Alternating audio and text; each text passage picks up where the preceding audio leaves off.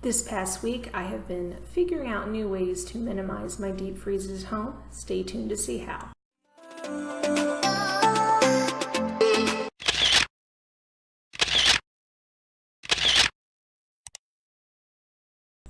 Hello friends, I'm Misty Nicole. Welcome back to the channel. Today I am minimizing my deep freezes, actually combining things into one deep freeze, and I'm starting with dehydrating a lot of my frozen vegetables that are near expiration date, because when you dehydrate them, you are able to take them up to having a 10-year shelf life, which is pretty awesome, and it takes a lot less room too. Today I am using my new Excalibur that I received as an anniversary gift, and so I'm going to start by just taking all of the produce and putting them on trays. Both my husband and I did this. There's no real art to it, just making sure that there are pieces that are small enough that will fit within your trays. And here I'm just doing that to the broccoli and cauliflower, loading up the Excalibur.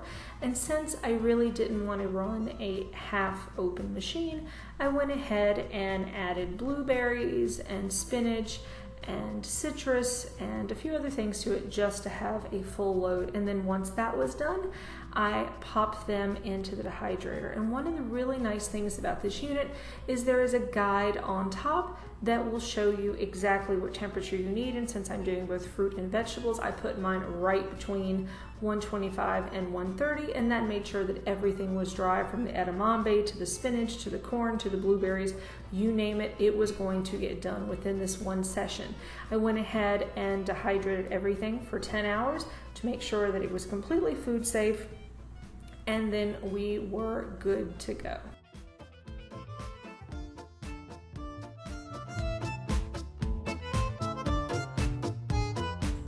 And once they're dried, they resemble little bitty pieces and are absolutely adorable.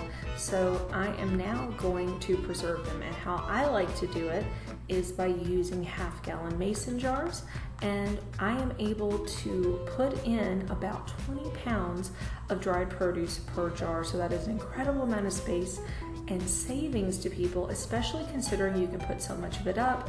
And in July and December, the prices of frozen goods are going to go down nearly in half. So there's a good tip for you.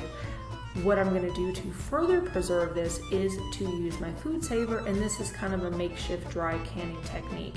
So what I do, of course, after I've added it to the jar, is I'm going to go ahead and use the system for this machine for the mason jars. I'm also going to use a dry erase marker to write the date that I put these up on the lid itself, and then over top of the whole thing I'm going to put a plastic jar lid just for some semblance in the cabinet and for the aesthetic.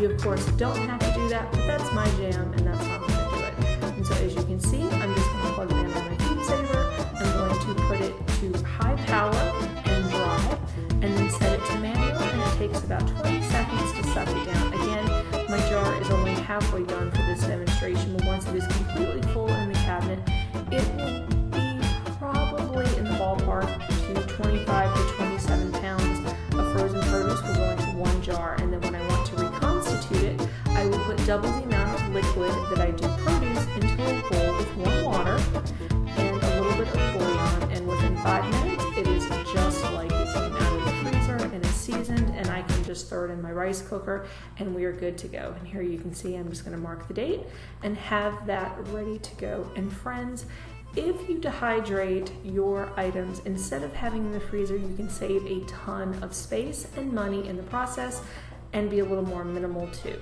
And so that's just one of the ways that I like to put up food, especially in July when the produce prices are dropping in half. It saves me a ton of money. And here you can see I put up a lot of dry goods, but here on this shelf I have kiwi, squash, and zucchini mix. I have mixed vegetables. And again, when you're in the freezer section, consider minimizing and picking up some this week. And thanks so much for watching. I'd love it if you hit that little red subscribe button, turn on notifications, leave me a comment and let me know what you've decluttered or minimized this week. And as always, please be kind to yourself and to others, and have a wonderful rest of your